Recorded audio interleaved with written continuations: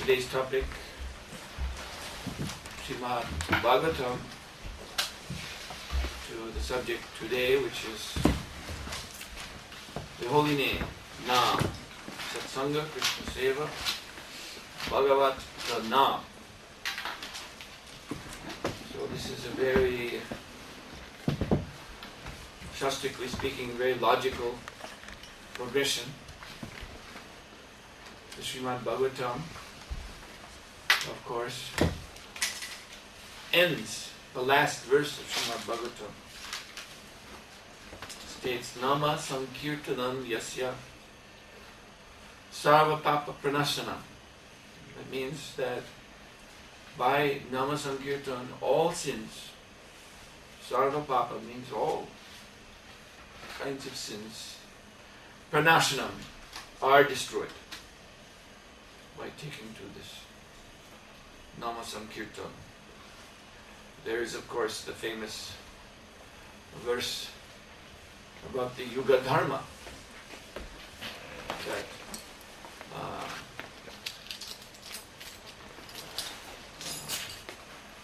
Kalo Nidhe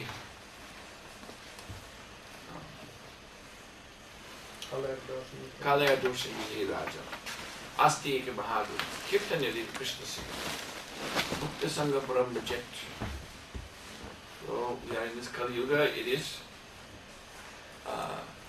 Nidhe Dosha, it is an ocean of faults, an ocean of problems.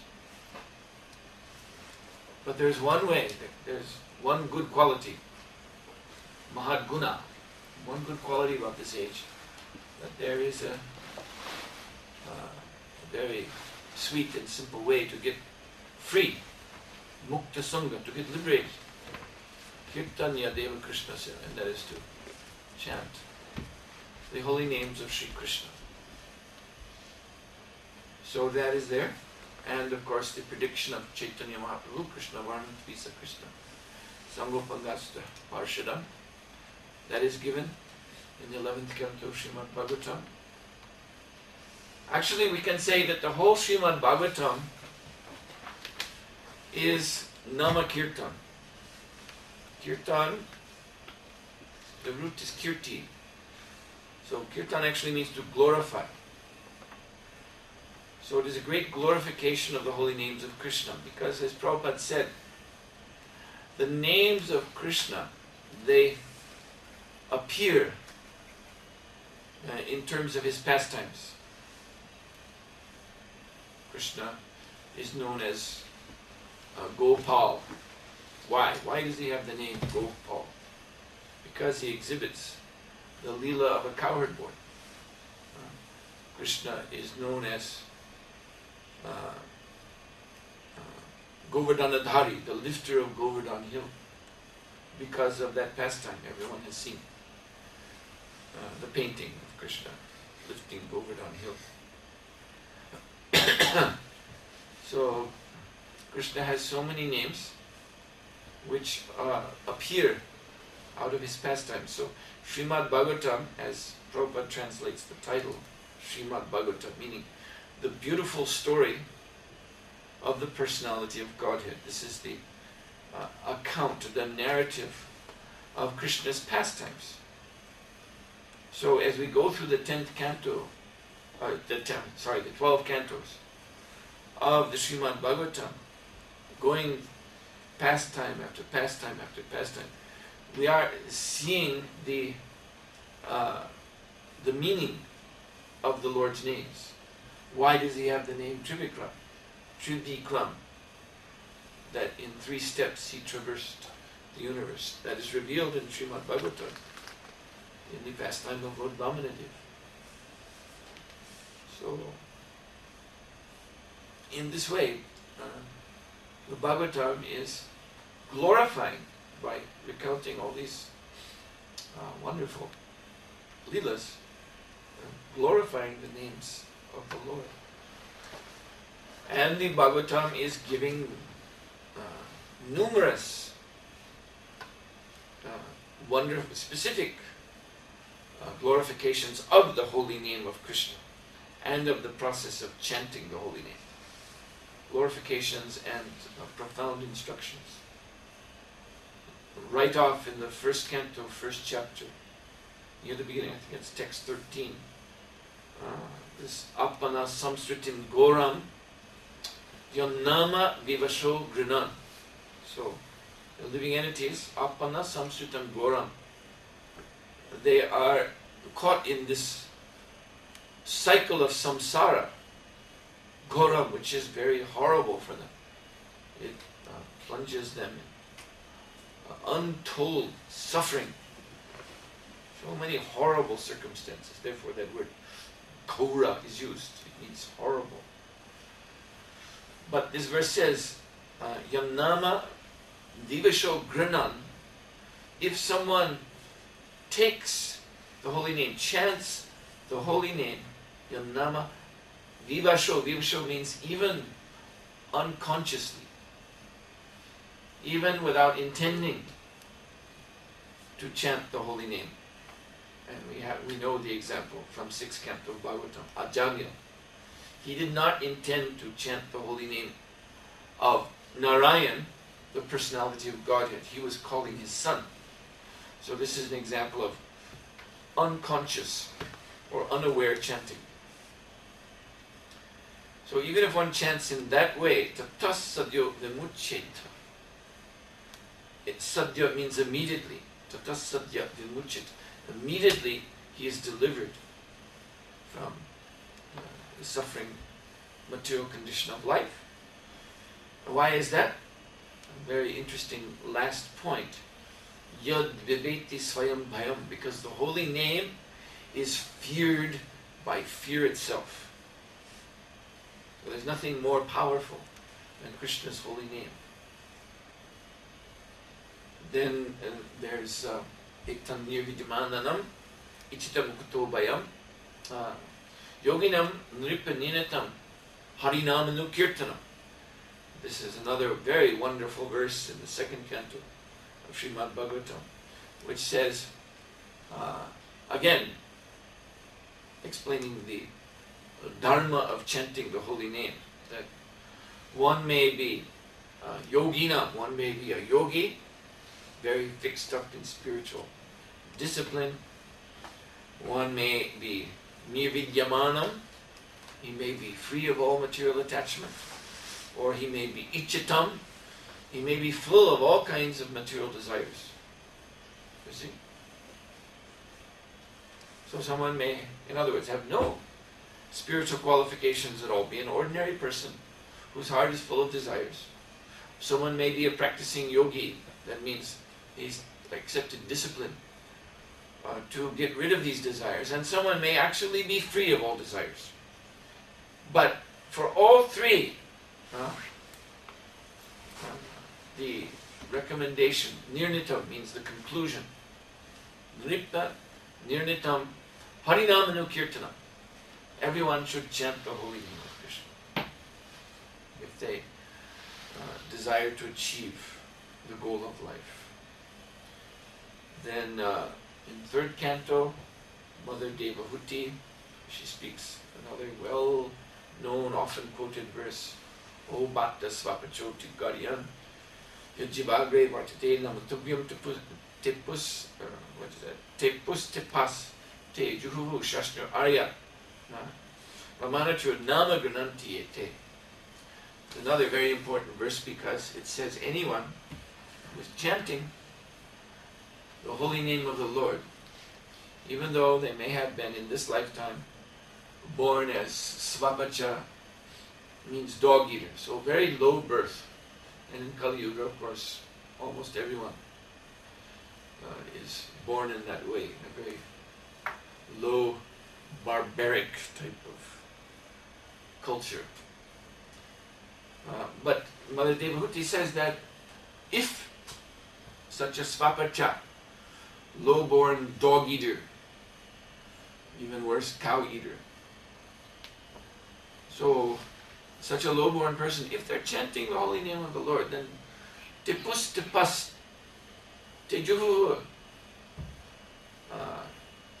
that he must have performed very, very severe austerities in his last life. Shashnu Arya, he must be an Aryan in his previous lifetime. He must have come to the very top of the Vedic culture as a Brahmana, as one who is qualified to perform all sacrifices. So what Devahuti is saying, that if someone chants the holy name, then their low birth is not to be considered. They must be considered to be the most advanced transcendentalist. Then in the sixth canto, this is the chapters 1, chapters 2, these beginning of sixth canto is very important for our study of the importance of the holy name, because this is where the pastime of Ajamil is narrated. So we find there that one may chant the holy name Sanketa. Sanketa, this means indirectly, like Ajamil. Ajamil, he was, in his mind, he was speaking the name of his son, who he happened to name Narayan. Narayan is a common name in India, even today. So he indirectly chanted the holy name. He wasn't addressing Narayan, he was addressing his son. So this is called Sanketa. Then there's another type of way to chant, Parihasam, as a joke. You see, sometimes devotee, when they go into the town on Harinam, then people see and say, oh, they laugh. Look at these crazy Hare Krishnas. They, nudge their friend. Look, there's the Hare Krishnas. So it's a source of amusement to see the devotees.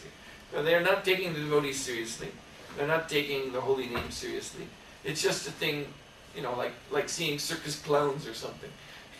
Some funny people in funny dress with funny haircuts, doing something strange, funny. So they laugh at that. But this is registered in Bhagavatam, Parihasam. Stobam means, and there's some people who, they like the kirtan for the music. You see? This is called, this type of appreciation is stobam. And they may chant along because they like the melody, they like the sound of the instruments, especially bhajan, the very sweet or mystical sounding Indian bhajan style. They like that. But for them it's musical entertainment. They're still not taking the chanting seriously. But they may chant along just because they like the music. And then there's Helanam, to chant neglectfully, as a put down, as an insult. You see? Like I heard, someone told me that in Amsterdam, yes, I think it was in Amsterdam, years ago, at the height of the hippie time. Of course, Amsterdam's still in the hippie times, pretty much. But there was, the big era of the hippies in the late 60s, early 70s. So among the hippies of Amsterdam, they had an expression. If something is totally crazy, something totally out of, all normal thinking, they would say, boy, that's really Hare Krishna. Or some person, oh, he's really Hare Krishna, means he's really crazy, he's really far out, really wacko, really gone. You see? So this would be an example of Helanam. It's kind of neglectful, it's kind of, dismissive. It's not respectful to the holy name. But Bhagavatam here in this beginning of 6th canto states that any one of these types of chanting, Ashesha Agaharam. So Agha means horrible sinful activities. Ashesha means endless. So one may have performed endless, horrible, sinful activities. But if he chants the holy name, even in these ways, Sanketa Parihasham Shtoba Helanam. Then Haram. All of those sinful activities are destroyed. So Bhagavatam is really giving us so much insight into the power of the holy name. And another important lesson from this same part of the Bhagavatam, beginning of 6th canto, is that there are other processes like severe austerities and so on that will destroy sinful reactions. So it's not only that one must chant the holy name to destroy sinful reactions. There are other processes that will do that are prescribed in the Vedas. But the chanting of the holy name is unique among all these processes. Why? Because this is the only one that actually goes to the root of the sin in the heart. Other things, you see, to perform severe austerities, this prayashchitta, atonement, fasting, to take a vow of brahmacharya, to stay in a holy place, to bathe in the Ganga again and again and again. Yes, they'll wash off the sinful reactions, but the root of the sin, the reason why we are inclined to commit sin, and this is explained in detail by Rupa Goswami in the Bhakti Rasamrita Sindhu, that we have these bijas, these seeds of sinful desire. They're stored in our subconscious, the ignorance of our subconscious, avidya. They're stored down there where we can't get at them because they're covered by unconsciousness. Covered by ignorance. We have no access to them. We don't know where they are, but they're there. And then they appear in the conscious mind, first as thoughts, and then they take root in the mind. They're called bija, and they grow. And in this way they become papa, sinful activities. And then papa breeds reactions. Subtle reactions, mental distress, and gross reactions that we have to take in our body. And this is the material condition of life. That these sinful desire seeds are always coming into the mind. We can't stop them. See, the person who is not connected to Krishna by bhakti yoga, a person who is just awash in the modes of material nature, he can't stop himself from performing sinful activities. So he may, if he's pious, he may feel bad about that. After he does some sinful activity, he feels very ashamed. And so you see also in Western religion, they have some provision for atonement. He can go to a priest and confess like the Catholics do. Father, please forgive me, I have sinned. And then he tells his sins in the confession box. And then the priest gives him some atonement. This is called in Sanskrit prayashchitta. So the same thing is there in the Vedic religion, in Hinduism. One goes to a brahmana, the village priest, and confesses, I did something bad. And then the brahmana, he prescribes some atonement. And so they feel, they feel, yes, I have defeated this sinful reaction. They feel better about themselves. But the problem is that the sinful propensity, it's called kuta, the sinful propensity is still there in the heart. And so the next week he does another sin. And he has to come back. So the chanting of the holy name, out of all these processes that are useful for ridding oneself of the reactions of sin, the chanting of the holy name is the only process that actually goes into the heart and removes the very cause of the sinful desire. So these and many more glorifications and instructions, valuable instructions on the holy name are given in Srimad Bhagavatam. What I would like to do now is offer you a summary.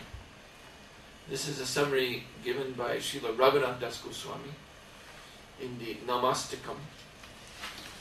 So it's 8 verses glorifying the holy name, and in these verses we find a summary of the Bhagavatam instruction on the process of chanting Hare Krishna. So first it says, Raghunath Das Goswami says that the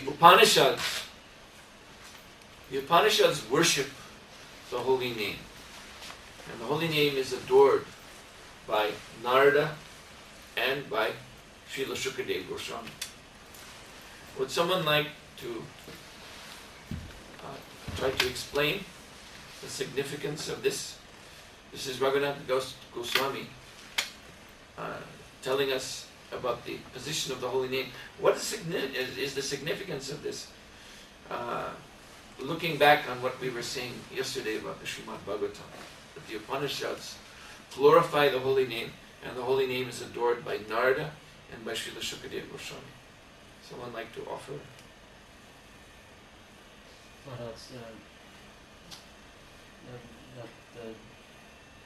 The holy name, it will be attractive also for the persons who are engaged in philosophical. Well, that's true, but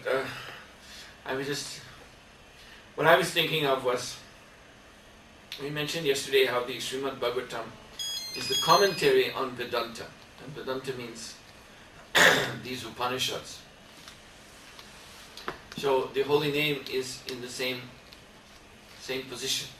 The Upanishads, they are actually persons ultimately. Upanishads are spoken by great sages. And these Upanishads, they adore, they glorify the holy name of the Lord.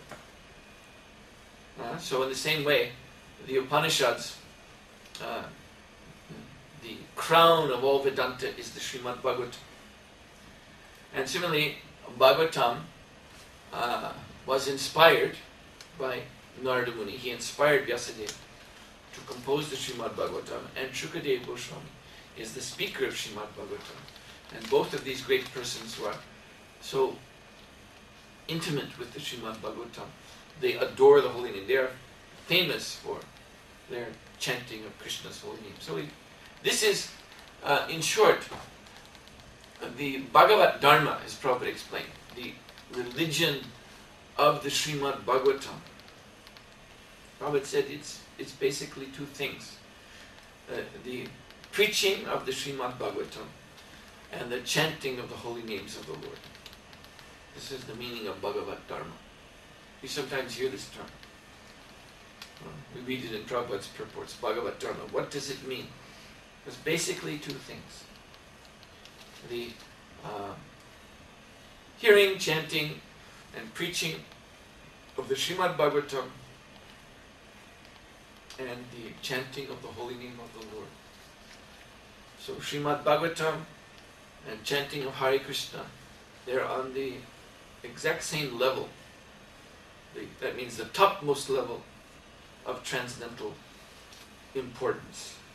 Because both Bhagavatam and the holy name of the Lord are Krishna's appearance in spiritual sound vibration. And as I said, actually Bhagavatam is also Sankirtan. It's glorification of the holy name of the Lord by explaining to us what these holy names mean, what they signify. You see, so many holy names are there, and we can rattle them off. Yes, Trivikram, but who knows what it means? How we find out what the holy name Trivikram means? That is there in the Srimad Bhagavatam. So then Raghunath Das Goswami goes on to say that even if the holy name of the Lord is spoken only once, or even if it's spoken disrespectfully, that is enough to end the material existence of the living entity. he says, even the dim light of the holy name of the Lord gives the sight of bhakti to the blind. So this dim light, this is referring to Namabhas. Namabhas, Nama, name, Abhas means reflection. So we were speaking yesterday that we are sadhakas. We are practicing devotional service.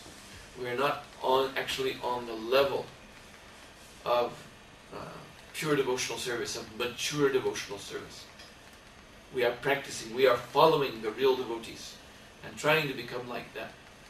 So similarly, our chanting, we're not chanting Shuddhanam at this stage. We're not chanting the pure name of Krishna, because if we were, then we would have, with every Krishna that we uttered, we would have direct realization that this name and the Lord are the same. We would actually realize Krishna in person through that vibration of the holy name. But we're not doing that. So what we are chanting is called Namabhas. It is the reflection of the holy name. And this is what Raghunath Swami means by saying the dim light. It's like in the early morning, you see on the eastern horizon the light of the sun. You do not yet see the sun. But that light of the rising sun is enough. You see, it dispels the darkness. You can see. As soon as that light is there on the horizon, you can see everything very nicely. The sun comes up late here now, so you have ample experience of that.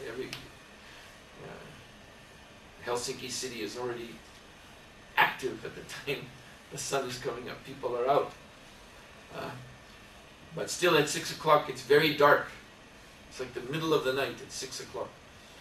But around 7 o'clock or so, then the eastern sky becomes light and you can see the city. You see, no more need, all the lights go up, no more need of the street lights. So Raghunath Das Goswami says, even at this stage, Namabhas, that stage is, we are blind, but it is giving us the light of Bhakti Yoga so that we can see our way back home, back to Godhead. And then he says that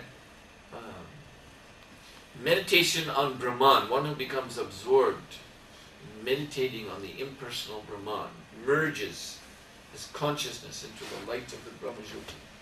Even if he does that, that will not free him from his past karma. But with the appearance of the holy name, that immediately makes all karma disappear. Just by the holy name of the Lord appearing in our life. And then he goes on to say that, this is a point I made already, the holy names are the codified pastimes of the Lord. And he gives nice examples. Agha Damana. Krishna has the name Agha Damana. He who put down, Damana means he subdued the Aghasura demon. And of course Yashoda Nandana, the son of Yashoda. Nanda Sunu, the son of Nanda Maharaj. And Gopi Chandra, the moon among the gopis. Vrindavan Indra, the Lord of Vrindavan. So Krishna has unlimited holy names. And all of them are finally signifying his pastimes. So by chanting the holy names of the Lord, becoming absorbed in these names, developing a taste for these names, then we are simultaneously becoming qualified to enter into Krishna's pastimes. Then he says that the holy name of the Lord has, the Nam Prabhu, the holy name, has two features. And these two features are Vacha and Vachakam. So Vacha means that Krishna himself, Krishna as we see him, Shamsundar, blue, playing the flute, that is the form of the holy name. But Vachakam means the sound of the name. You see, Krishna as we see him in his form, that is the Vacha feature of the holy name. And Vachakam means the sound, Krishna. Bhagavad Goswami, Das Goswami says something very interesting. He says that the Vachakam, the sound of the holy name, is more merciful than the form of the holy name. Because we may have committed offenses. We may be committing offenses to the form of the Lord. For instance, in deity worship, one may commit offenses to the holy name, but one becomes to the form of the Lord, but one becomes relieved of those offenses by chanting the holy name. So the sound vibration, Krishna's incarnation as sound, is more merciful than even his form. And then he concludes that not only does the holy name destroy all sins, but he says something very nice. Ramya Chid Gana Sukha Swarup. The holy name is the form of, Ramya means charming, Swarup means form. The holy name is the form, Swarup, of what? Ramya, charming, Chid, pure, spiritual, Ghana, intense, concentrated, Sukha means happiness, bliss. So, it's not simply that by chanting the holy name we destroy our past sins, but also we then can taste the most wonderful, intense, pure, non-material, charming bliss. The more we chant, the more we become purified, then the more we will taste this bliss of direct association with Krishna. Hare Krishna, any questions?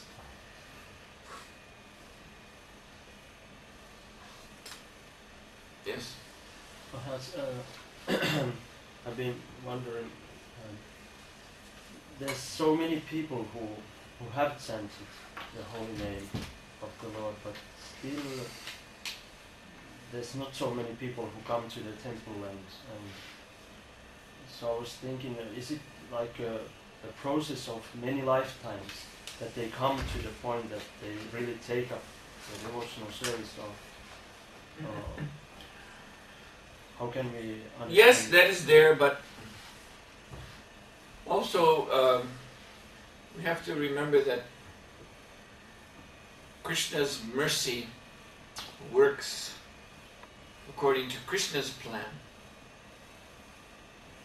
Prabhupada once said, you have your plan, I have my plan. Krishna has his plan.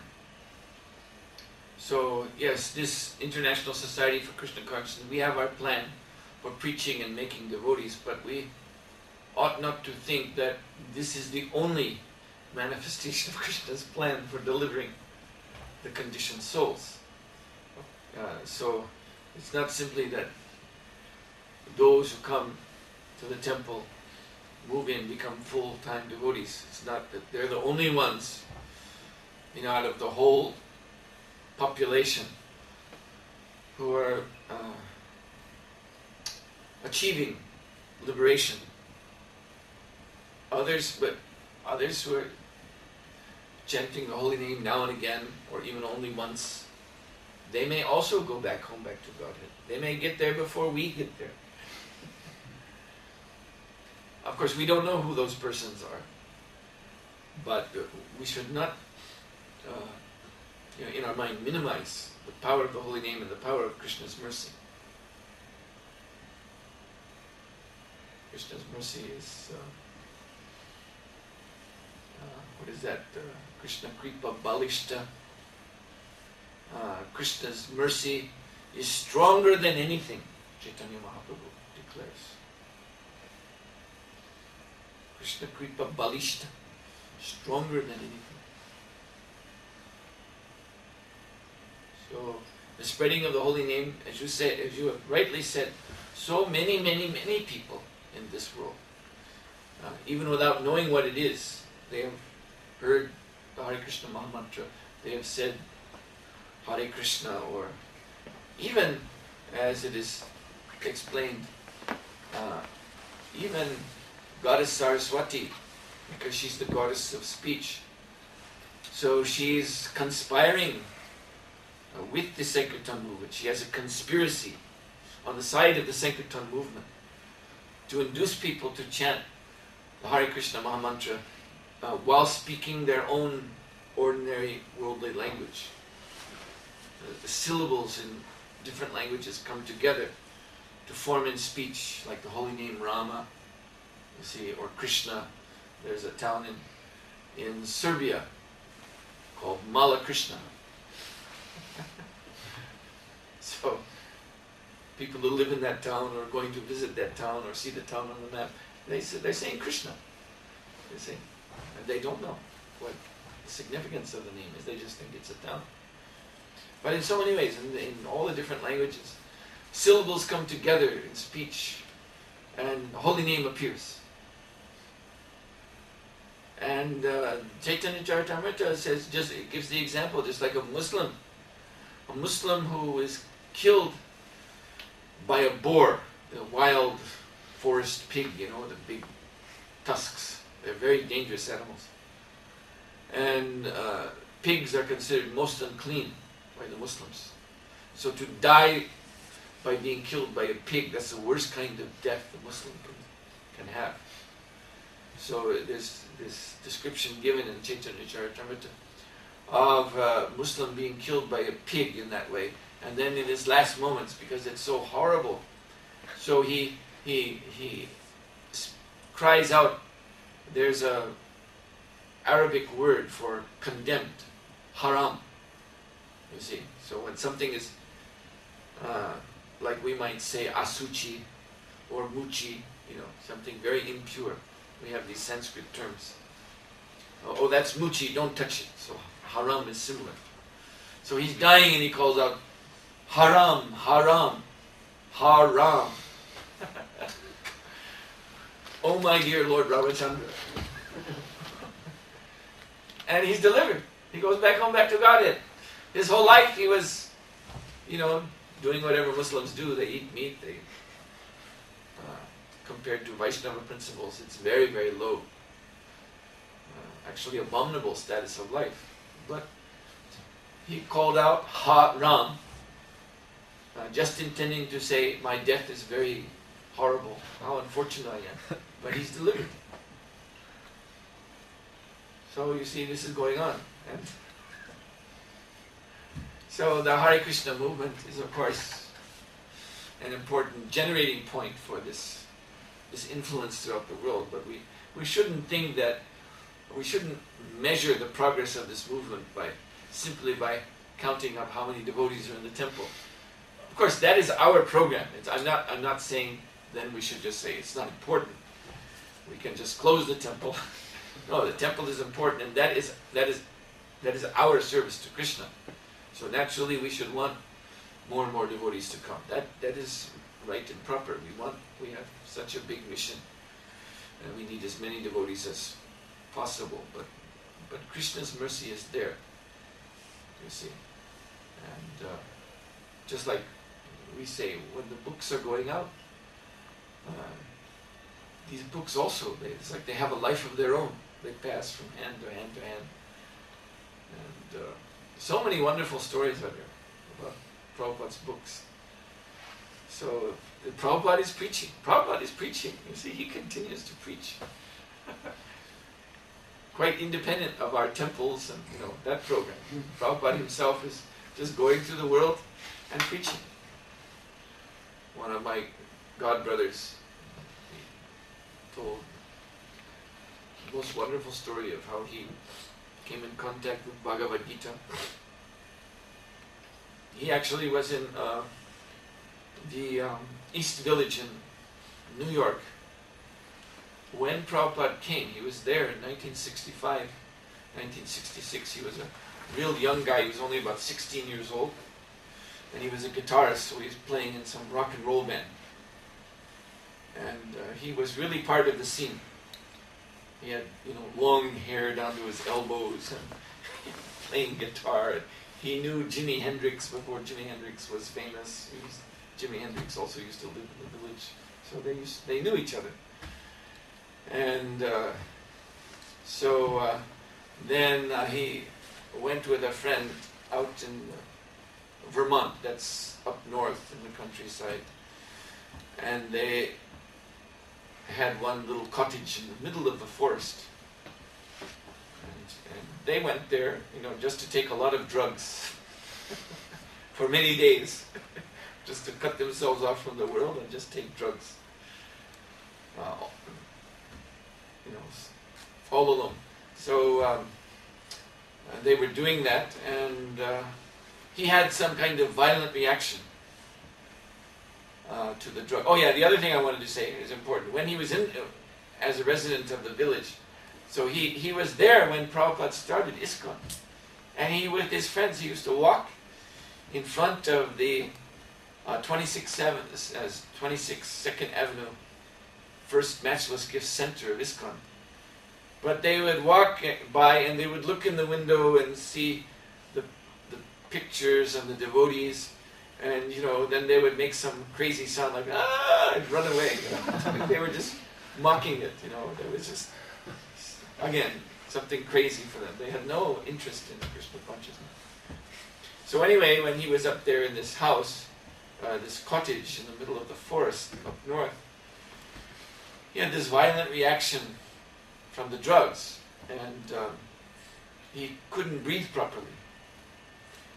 He had lost, the natural control over his breathing. So he had to purposefully, each breath, concentrate to take it, and he could only very, like little gasp of air, and that's all he could do.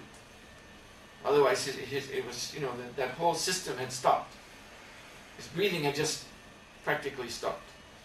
And he was just laying on this bed, gasping for air. And so his friend was very concerned. And in the meantime, while they were in that cottage, there was a big snow. So snow had fallen in the night, and there was 1 meter high snow all around in the middle of the woods. So his friend had to trudge some miles to the woods to get help. And he was laying there like this. And in that cottage there was a bookshelf, and there were some books, different books. And he saw there was one blue book. It was the old Macmillan, original Macmillan edition of Bhagavad Gita. So, and somehow that book was shining. The other books looked but this book was very bright, so he reached up. And he was laying there going, and he read the whole Gita from cover to cover. And he said, I never ever read a book like that before. I was just like, practically eating the book, absorbing it every page. And when help finally came, he got back his breath, and he left that place. He got on a train, he went down to New York, because in the book there was the phone number and address of the temple. He went into New York City, and he went to a phone booth, he dialed that number, and someone answered, Hare Krishna, this is the ISKCON temple, New York City. And he said, can I join? And then he became a devotee, just like that. So these books have their own power, their own program for making devotees. And there's so many, I've heard other such stories like that. So these books, that book, who bought that book? Who knows? How did it end up in this little cottage in the middle of the woods in Vermont somewhere? Who knows? But there it was, and just for the right person, you see. He was actually facing death. He's my friend Hasyagrami, old friend. And he told me actually, when he couldn't breathe, he actually became close to unconsciousness, because the breath was coming so hard. He was hardly getting oxygen, and he started to black out. And he got really scared because he said, although I didn't know what they were, I had no idea, philosophically what they were. He said I could actually feel and hear the Yamadutas. They were all around me. They were just waiting for me to leave my body. I could feel them. And I was so scared. That's why he was reading like that. Yes.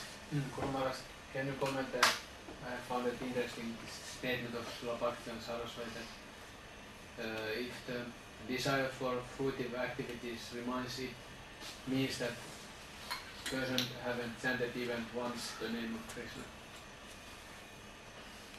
What is that? The desire for fruitive activities? It remains, if we still have the desire for fruitive activities, it means that we have not even chanted once the name of Krishna.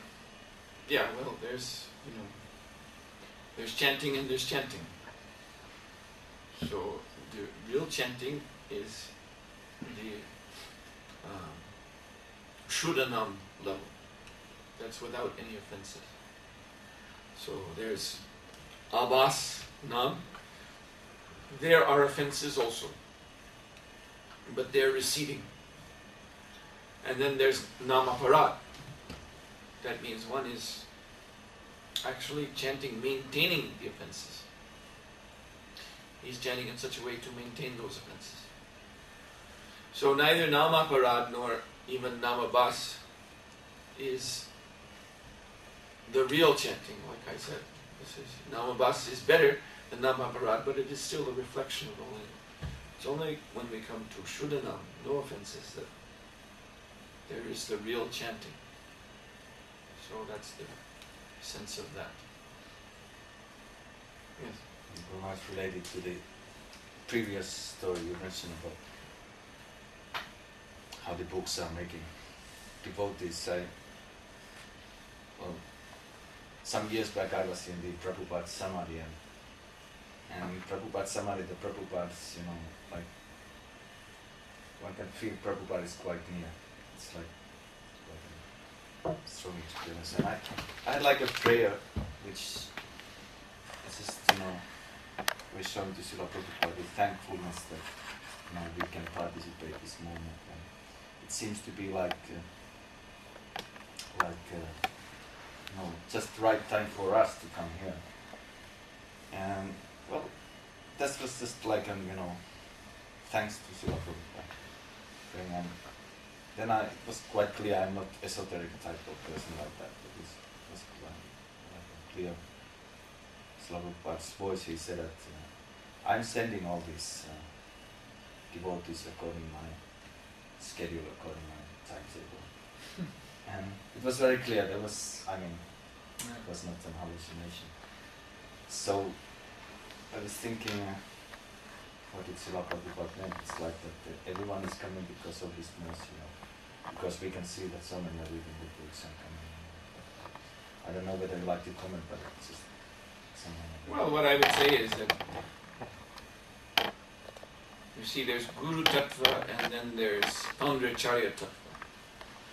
So the Samstapakacharya, the Foundracharya of a mission like ISKCON, Sampradayik mission, is even above the Guru Tattva. And this is explained in this way in the Ramanuja Sampradaya, about the position of Ramanujacharya in their Sampradaya, the Sri Vaishnava Sampradaya. So he is the Udharaka. They have this term for him. In Sanskrit that means he is the deliverer of everyone. Of course, Ramanujacharya, he lived more than 1,000 years ago. But their understanding is that in that whole time, down to now, anyone who has been delivered in that Sampradaya, the Sri Sampradaya, that deliverance was done by Ramanujacharya, because he's the founder Acharya. And the spiritual masters in the line, of course, they have their initiating Diksha and instructing Shiksha gurus also, just like in our sampradaya. They're called Upakaraka, they're helpers of Sripad Ramanujacharya, the Founderacharya. So I have often said this, mentioned this in classes, in Mayapur also. Always the ISKCON devotees, when they hear this, they become very happy. They like this explanation. They understand that for us that is Srila Prabhupada's position. That anyone, whether now or 500 years from now or for the next 10,000 years, as we understand, ISKCON is going to grow, Krishna consciousness will grow, then anyone who is becoming a devotee, becoming delivered from this material world, that is primarily due to the mercy of the Founderacharya. And the others are helping. The others who are involved, in the preaching and initiating and giving instruction and all of that, they're assisting, but the main, current of mercy, the main current of mercy is coming from Prabhupada.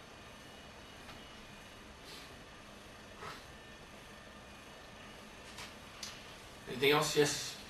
Mark, you told about the course of the whole name, but Srila Prabhupada, he says in his commentary to the whole name that one should avoid hearing the whole name from the non-devotee, which poisons like milk passed by serpent. Yes. Well, that means, you see, if you hear from the non-devotee, the person who is not inclined actually to surrender to Krishna, but for some reason or other is still apparently giving the holy name, then what you're receiving from such a person is namaparad. And so this namaparad means that type of chanting which is watering the other bijas in the heart besides the bhakti lata. There's the bhakti lata. Actually, if you receive the holy name, if you receive the name of Krishna from someone who is not a devotee, that means that the bhakti lata will not come with the holy name. You see, the seed of devotion won't even be there.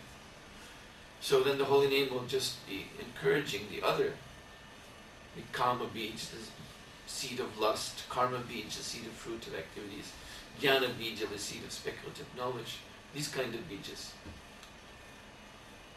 And that means then one's development from that type of chanting goes in a whole different direction than the direction given by the bona fide parampara, through which we get the real holy name with the seed of bhakti. So, yes, that is the poisonous effect.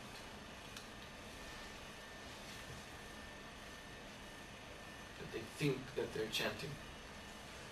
You see, I had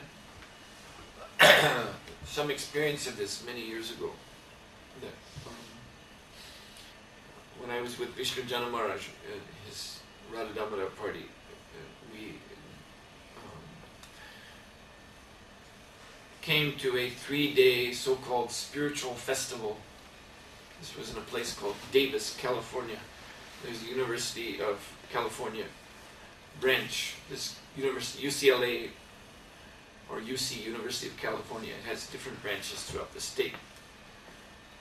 University of California is a very important university, one of the prestigious universities. So there is a campus at a place called Davis, which is a kind of a country place. It's like a farming area, and very nice, very, very beautiful actually. So we went to this campus, and there was all kinds of, spiritual groups there. And some big names. There was Baba Ram Das, who wrote that book, Be Here Now. He was there. There was Swami Muktananda, who probably nobody knows him now, but at that time he was a big name in what we used to call Bogi Yogi, Bogi Yoga. So he was, it was really funny. I used to see him. He was dressed as a sannyasi, Mayavadi sannyasi, and he had his American girlfriend with him. So these things were going on. And then there was one group of young people who came to this festival, and they were coming often to we had our Radha Damodar ensemble set up. We were serving prasadam, having this bhajan that Vishnu Jana Maharaj used to do, bhajan group. And Radha Damodar deities on display, and a stand for selling books and incense and other things. So there was a group of young people, hippie type of people, and they were kind of always there on the grass nearby, watching what we were, kind of like appreciating us.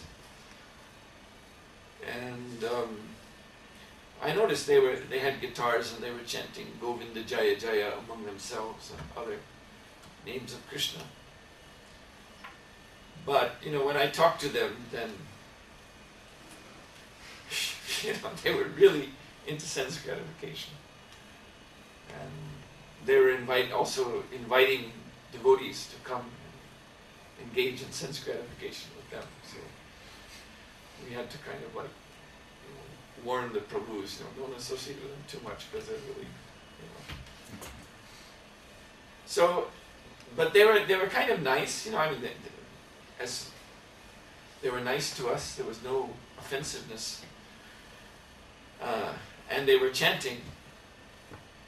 But their understanding of chanting was so different, taking them in a whole other direction. And that's when I really realized about this warning, because I don't even know from whom they got Govinda Jaya Jaya, these other things that they were chanting. So I suppose I didn't get into it with them because they were so,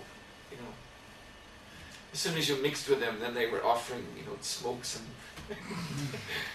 marijuana, or go off in the woods and have some illicit sex, or something. They were totally in this, in this they thought that was all spiritual, and so you couldn't. It was very difficult to associate with them because they're thinking, well, you're the same as us because you chant Hare Krishna too. So come on, let's go. So I don't know from where they got the name, but obviously it wasn't from a devotee of Krishna. And that's when I really understood so clearly that what you're saying, milk touched by the lips of a serpent has a poisonous effect. Because what they were developing from their chanting is totally at odds with Krishna consciousness. And yet they were chanting, and seemed to enjoy it. And when you see them chanting, you think, oh, they're nice people. But they were going deeper and deeper into Maya. Yes? What about those people who get Prabhupada's books, read about it, and then tell it forwards to other people, but not being themselves seriously taking it? Well, they're beginning their spiritual life, and especially if they give the book to someone else. That's the beginning of their preaching career.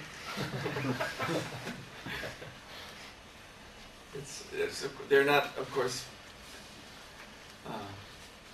conscious really of what they're doing. They're not conscious of the significance of the books or the significance of giving Prabhupada's book to someone else, but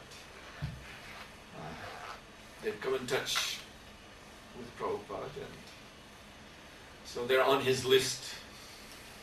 Like you said, according to my schedule, I'm sending them, so they're on the list, they're on the waiting list. Even if they tell it forwards, not giving the book, but like giving their explanation about this Hare Krishna philosophy and Hare Krishna mantra. They're in ignorance. The thing is if it's coming from Prabhupada, this is the point. If it's coming from Prabhupada, then it's the real thing. It's a seed of the real thing. They're in ignorance, they don't understand it properly. That's another thing, of course. You see. So, but with good association, they could understand. And the fact that they've gotten the seed from Prabhupada means it will grow into good association sooner or later. But if it comes from someone else, some non-devotee, it means the seed of pure devotion is not there at all.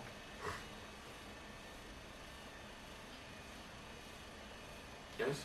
Maharaj, the yogis can by practice feel the super soul in their heart. So is there someday able for people like us to see what's going on here when we chant? Well, Prabhupada said that is actually the goal of the Krishna consciousness movement. Now, and not exactly simply like the yogis just to have this mystical darshan of the Paramatma. Because in this mystic yoga approach to realization of the Paramatma, there is still some touch of material interest. These yogis are very interested in siddhis and mystic powers. And these mystic powers, the 8 mystic powers, they're the creative energies of the Paramatma. They're actually personalities who are always with the Paramatma. And through these personalities, the Paramatma or the Vishnu, Mahapurush, he's creating, maintaining and destroying the universe. So these yogis, they're inclined, to want to gain these mystic powers for themselves. So when if they're successful in their yoga mysticism, they can have darshan of Paramatma, but it is a neutral relationship. They're simply seeing him, and of course they're experiencing the bliss of liberation in seeing him. But this is still not an active relationship. You see, they're seeing and his glories and his bliss streaming from his form, and they're kind of bathing in that darshan, and there are mystic powers there, and they're drawn to want to accept these mystic powers for themselves. And then when they get in that mentality, then desiring to have mystic powers, then they can at that stage make a mistake of thinking they are Paramatma, that form is their form, they are one with Paramatma, merging into Paramatma, something like that. Something that is ultimately impersonal. Even though to see Paramatma is, you're seeing the personal form. But because of that interest they have in mystic powers, they may yet fall back into impersonalism. Thinking, now I am Paramatma. By realizing this, I am Paramatma, I am Vishnu, I am as good as Vishnu. So for the devotees, Srila Prabhupada says, yes, we also want to be connected to Paramatma, but Prabhupada says, taking dictation, this is something much more. This means the Lord is speaking to us from within, directing our activities, telling us what to do, and we follow that, his order. Then we are united with Paramatma, not in this mystical sense, which is, Prabhupada once said, I heard from one of my godbrothers that Prabhupada once said, mystic means misty. There's an English word, misty, which means like when there's a mist in the air and you don't see things clearly, like a fog, you see? Then you don't see things clearly anymore. So because they have this mystical interest for mystical powers, then they actually do not have a clear understanding of Paramatma, even though they may have his darshan. And that's why they make these confusions that I am Paramatma and so on. But the devotee becomes united with him, not through this mystical process, which is unclear, misleading, where one may think, now I am the Lord, I am one with him, identically. One becomes united with the Paramatma in service. He is the master, we are the servant. He is giving the order, we are carrying out the order. So that relationship is in terms of Bhakti Yoga. So generally you see that the one who takes to that method, mystic yoga method of realizing Paramatma, it means that his intention is not to serve the Lord. That's why he's going that way, you see. That very, very difficult way. It's very, very, very difficult way. And he's taking all this trouble because he doesn't want to be a devotee. He wants to have some big, spiritual attainment, to become known as someone very advanced and transcendental, but he doesn't want to just be a devotee. And so Krishna reciprocates. In 12th chapter Gita, he declares, he reciprocates also with the impersonalists. He says they're also trying to achieve me, but by an impersonal means. So that Jyoti, Brahma Jyoti, is also a feature of Krishna for them, and the Paramatma is a feature of Krishna for another kind of transcendentalist non-devotee. But what does he say in the 18th chapter? Bhakti Mama Vijanati. Yavanyashasmi tattva. To know me as I am, in truth, one must be a devotee.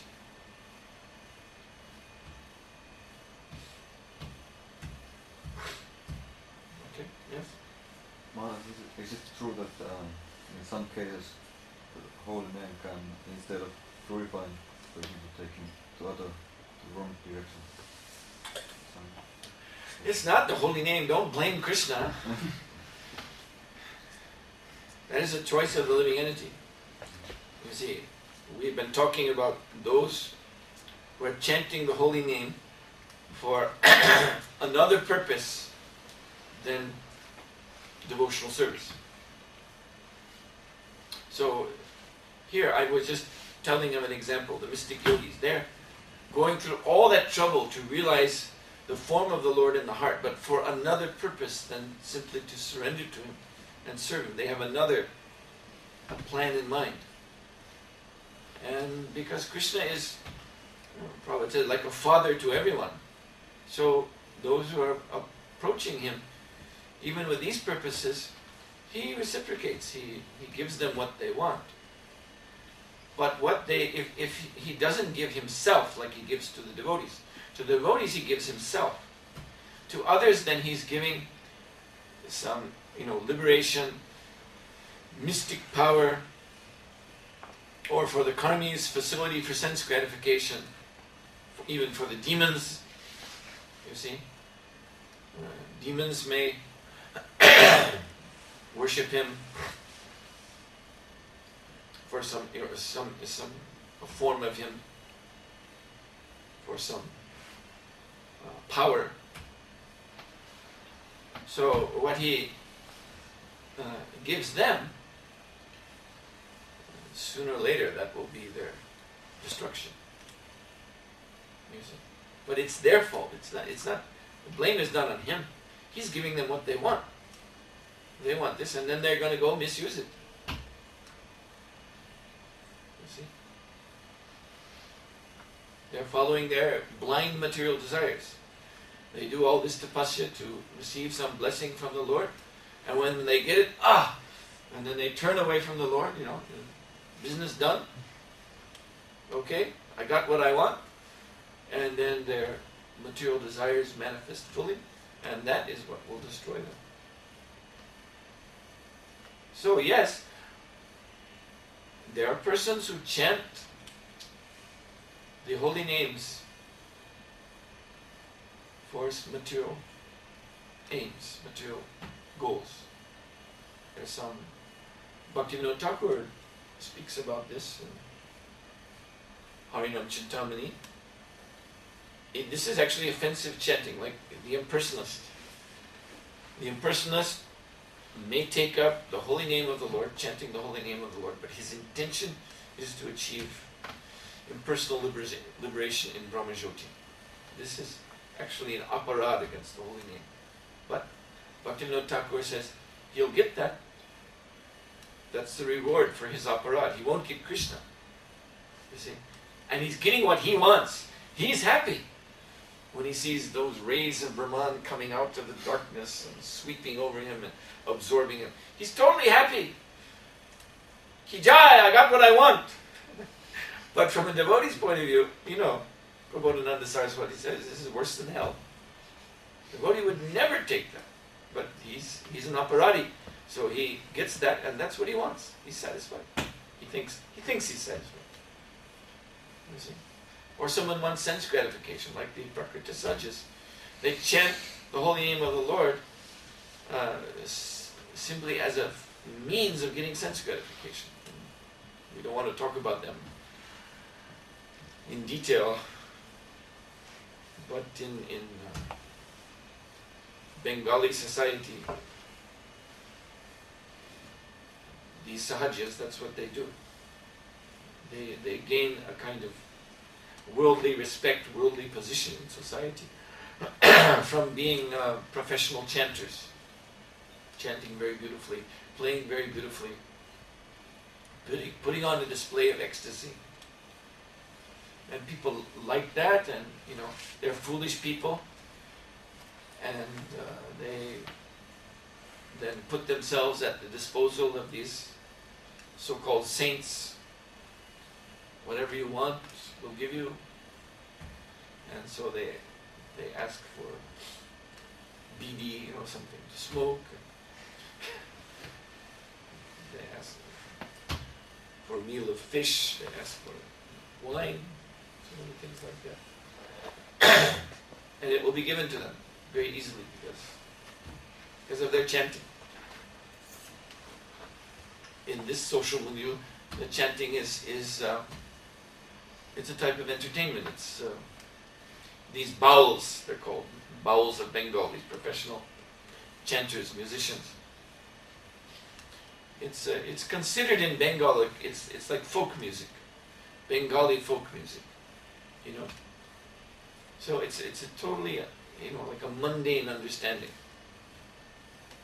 And the bowls are folk musicians, and people like them, hire them to perform, and they're just low-class sense gratifiers. So that's the motive they have for chanting Hare Krishna, sense gratification, and they get it. But don't blame the holy name for that. They've taken the holy name and they're using it. Just like in religions. I mean, there's so many religions. Ultimately, there's only one God. There's only one God, Krishna. Only one God. But you look at these different religions, and they have their different so-called regulative principles. So, before you can eat meat, you have to cut the throat of the animal and let all the blood run out of its neck. Then you can eat. Where did that come from? See? That's perverted, but they're doing it in the name of God. So, this is what happens when Dharma, becomes infested with the modes of material nature. Then all these different things going on in the name of religion and the name of God are there.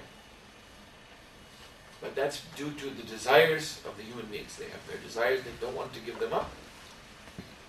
And they have just this much intelligence to understand that if God is there, if God is all powerful, then He's the one I should go to fulfill my desires. That's the sort of the limit of their piety.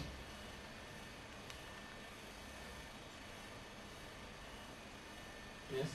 Guru Maharaj, Srila Prabhupada is mentioning is it in Chaitanya Charitamrita, could be wrong, but he's mentioning that there are devotees or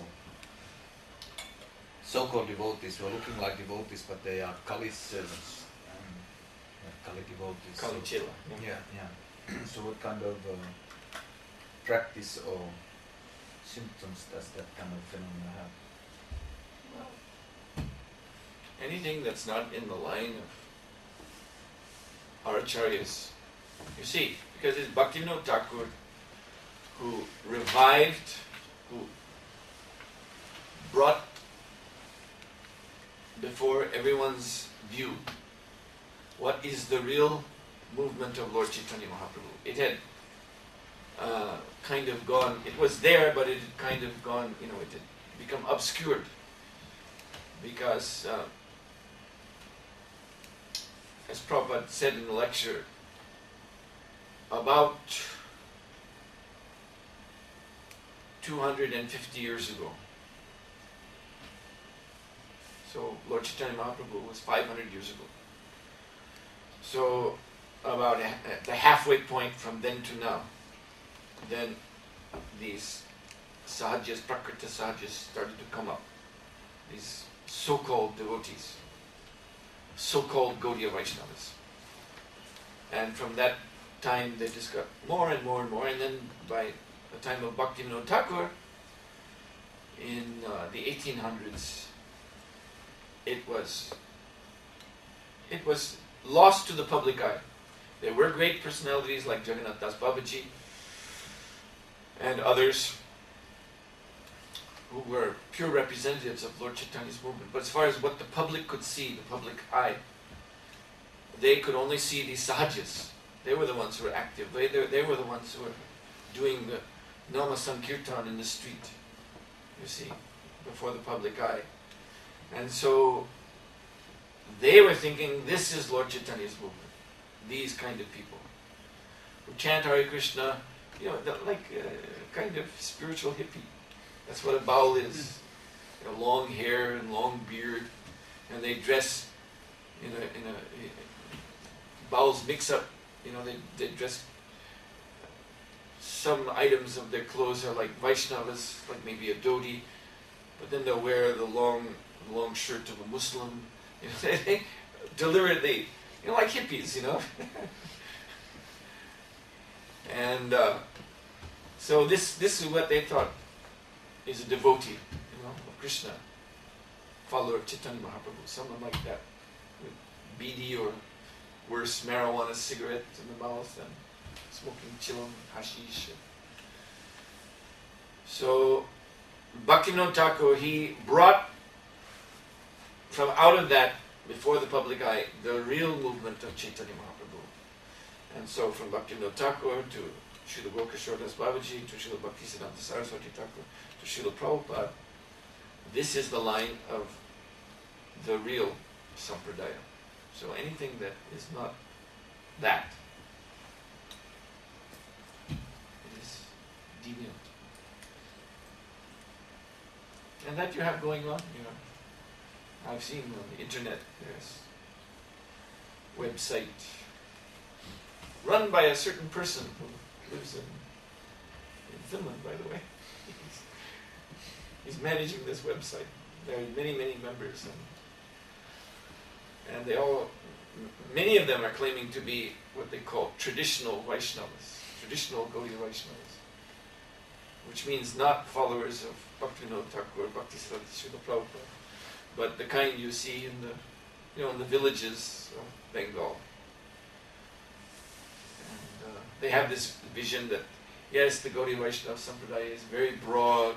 There are so many, many gurus, and so many, many, many ways of serving Krishna.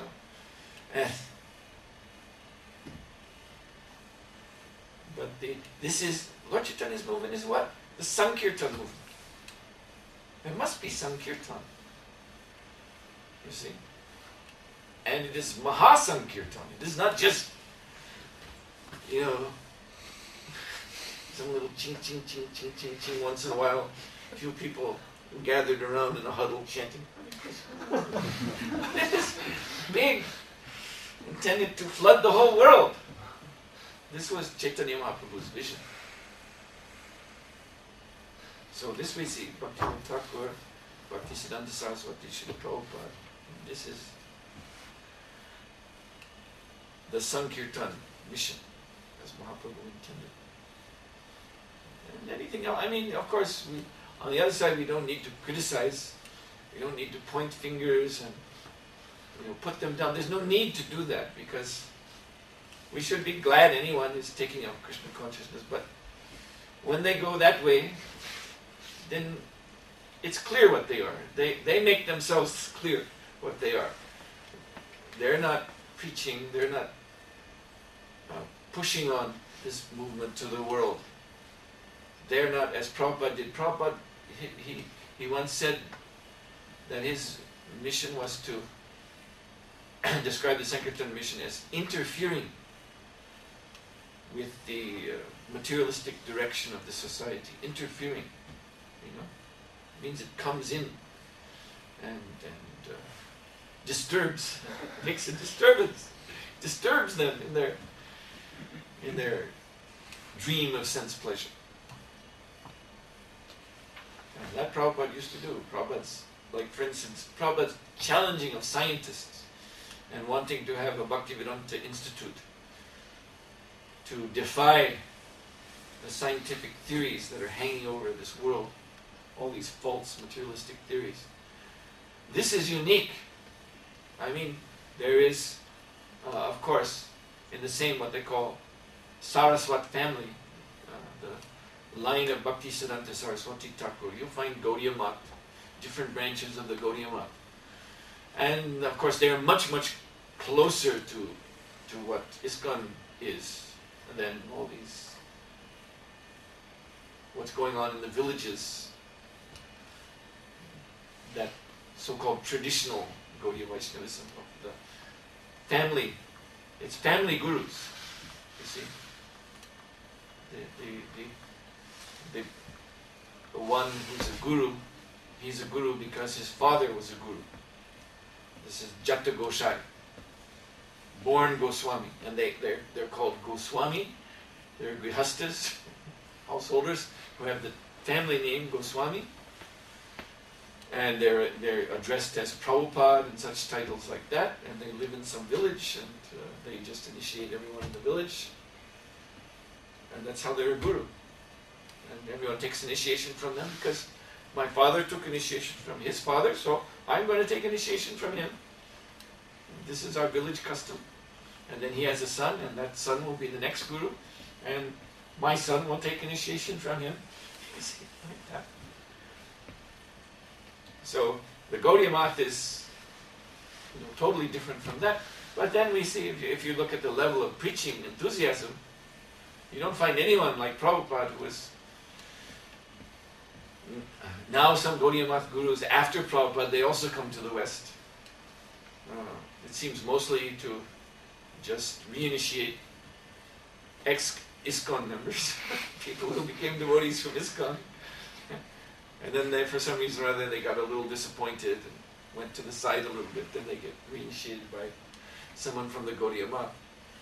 But we don't find these Gaudiya Math sannyasis interfering, challenging scientists, debating them, calling them rascal, like Prabhupada did. So, this is the mission of Lord Chaitanya Mahaprabhu.